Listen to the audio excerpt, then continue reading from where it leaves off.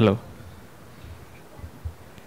సమయం ఇచ్చిన woofer uncle గారికి, అలానే క్రిస్టఫర్ అన్నయ్యకి, సంఘ పెద్దలకు, సంఘ సభ్యులందరికీ నా ప్రత్యేకమైన వందనాలండి.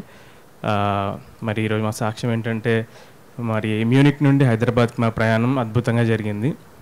బేబీకి 3 months అయినప్పటికీ ఏ ఇబ్బంది పెట్టకుండా జాగ్రత్తగా రావడానికి మరి మీ అందరి ప్రార్థన, మీ దీవెన, మరి దాన్ని బట్టి మాకు ఇక్కడ ఏం ఇబ్బంది జరగకుండా ఇండియాకి రావడానికి జరిగింది. అయితే మరి ఈ సంవత్సరం అనేది చాలా గొప్ప సంవత్సరం మాకు. ఎందుకంటే ముందే మా చెల్లి పెళ్ళి జరిగింది ఇదే టైంలో. ఆ టైంలోనే మళ్ళీ షారోన్ కూడా ప్రెగ్నెంట్గా ఉండడం, అప్పుడు నేను ఎలా రావాలి ట్రావెలింగ్ అనేది కొంచెం ఇబ్బందిగా ఉండే. మనందరికి తెలుసు కదా, పైన వేసే కింద ఓఫర్ అయ్యా మనకి. సో కథాకర్త అంతా ఓఫర్ అంకులే మనకి. ఎంత ఆ టైంలో బాబు ఈ వీక్లో నువ్వు రా, నెక్స్ట్ వీక్లో ఆటోమేటిక్గా మీ అత్తగారు వీసా జరిగిపోద్ది అన్నారు.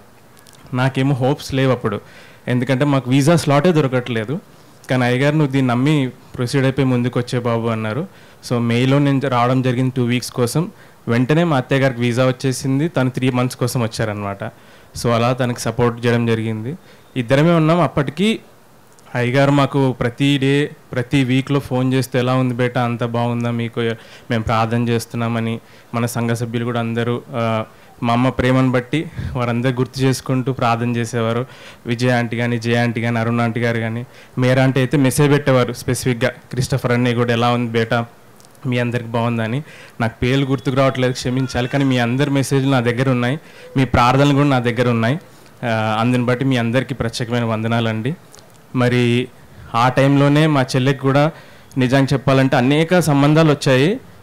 మేము ఏ సెలెక్ట్ చేసుకోవాలో లేదో తెలియదు మాకు పరిస్థితి. కానీ ఆ టైంలోనే అద్భుతంగా మరి జీవన్ బాబా ఫ్యామిలీ దొరకడం, మరి ఆ సంవత్సరంలో పెళ్లి జరిగిపోవడం, ఇప్పుడు వారిద్దరు కూడా ఇక్కడే ఉండడం కలిసి అదొక గొప్ప ఆనందకరమైన విషయం మా కుటుంబంలో.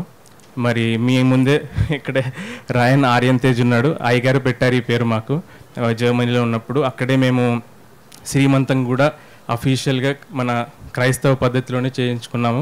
అయ్యగారే ప్రార్థన చేసి దాన్ని ప్రారంభించారు.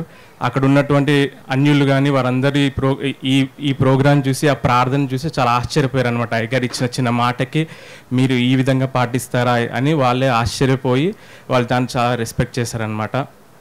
సో ప్రతి ఒక్క పని అనుకున్నట్టుగా జరిగిపోతున్నాయి. ఇవేవి ప్లాన్డ్ కాదు, దేవుడు ఇస్తున్నటువంటిదే. కానీ మేము అక్కడికి వెళ్ళిన ఇంటెన్షన్ కానీ, అక్కడికి వెళ్ళిన పరిస్థితి కానీ చిన్న మాటలో చెప్పాలి ఏంటంటే, జర్మనీకి నేను వెళ్ళాలనుకొని చాలా ప్రయత్నం చేశాను ముందు, వితౌట్ ఎనీ ఇంటెన్షన్. అంటే ఒక ఆల్మోస్ట్ 13 to 14 ఇంటర్వ్యూస్ ఏంటంటే HR రౌండ్ వరకు వెళ్ళి ఆగిపోయాయి.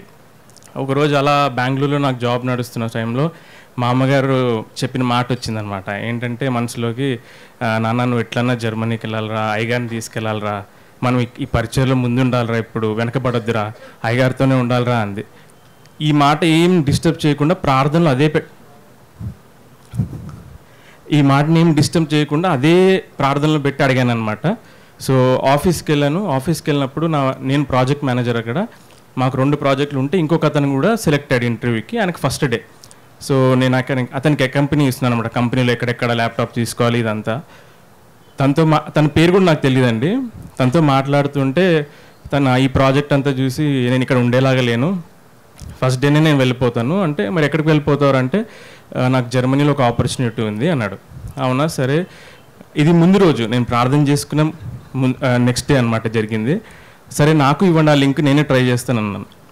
నేను అప్లై చేశాను, తను అప్లై చేశాడు, తను సెలెక్ట్ అవ్వలేదు. నేను ఆ రోజే సెలెక్ట్ అయ్యాను, ఆ రోజే ఆఫర్ వచ్చింది, ఆ రోజే వీసా అపాయింట్మెంట్ వచ్చేసింది. సో ఆ ప్రార్థన ఏం చేసుకున్నానంటే, దేవా నేను జర్మనీకి ఎందుకు వెళ్ళాలి, యూరోప్కి ఎందుకు వెళ్ళాలి నాకు తెలియదు, కానీ అయ్యగారిని అయితే తీసుకెళ్ళాలి దేశయ్య, ఈ విషయమై ప్రార్థన చేస్తున్నాను. మా అమ్మ ఏం చెప్పిందో, మా అమ్మ యొక్క కోరికను కంపల్సరీ తీర్చాలి, మరి ఈ విధంగానే ప్రార్థన చేస్తున్నాను. ఆ మాట ఏం మార్చకుండా ప్రార్థన చేస్తే ఆ నెక్స్ట్ డే జరిగిపోయింది అంతే. ఇది 3 అదే టైంకి.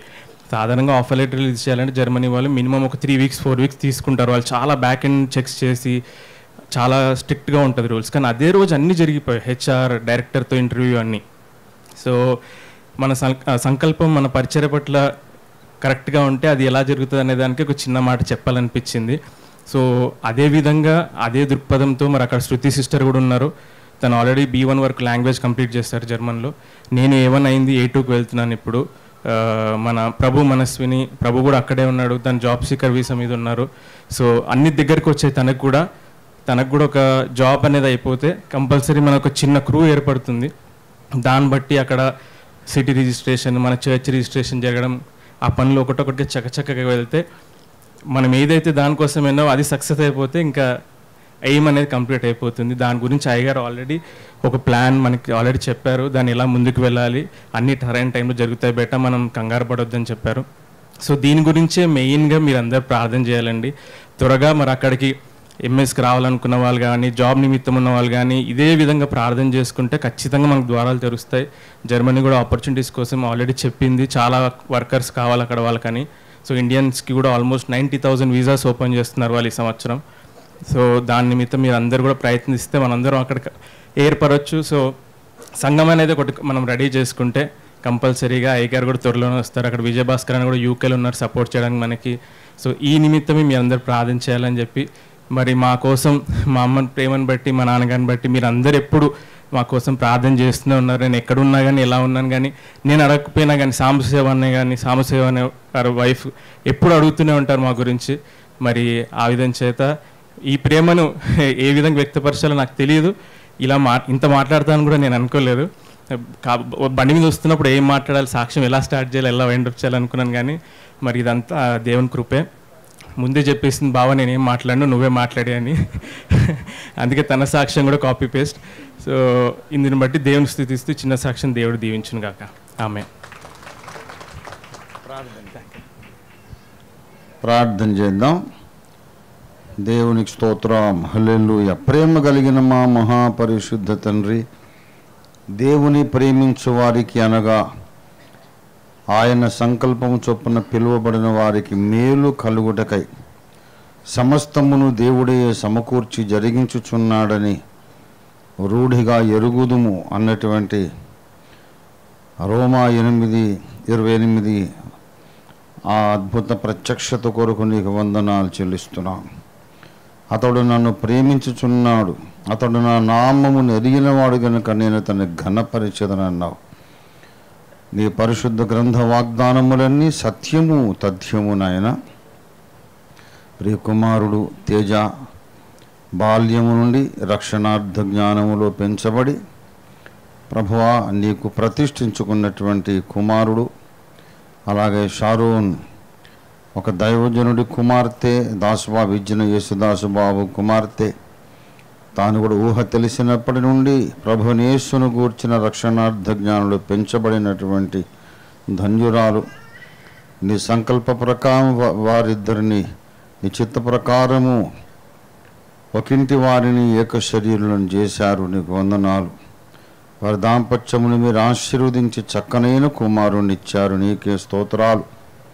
పరిశుద్ధ ప్రభువా, నీకు నీ దాసునికి నీ లేఖనాలకు లోబడి నీ బిడ్డలు నడుస్తుండగా ఒకదాని వెంట ఒకటిగా నీ మేళ్ళన్ని నీ సిద్ధపరిచిన ఆశీర్వాదములన్నీ వారికి మీరు విడుదల చేస్తున్నందుకని నీకే వందనాలు చెల్లిస్తున్నాను. జర్మనీలో కూడా ఓఫిర్ మినిస్ట్రీస్ ఇంటర్నేషనల్ ఒక ఇంటర్నేషనల్ హెడ్ ఆఫీస్ అక్కడ ఉండబోతుంది కనుక నీకు వందనాలు చెల్లిస్తున్నాం. అందుకొరకు మార్గము మీరు సుగమం చేస్తున్నారు, దారులు సరళం చేస్తున్నారు, ఒకరొకరిని అక్కడ చేరుస్తున్నారు. నీకు వందనాలు. ఇంకా అనేక మందిని మా సంఘ బిడ్డలను జర్మనీకి చేర్చండి.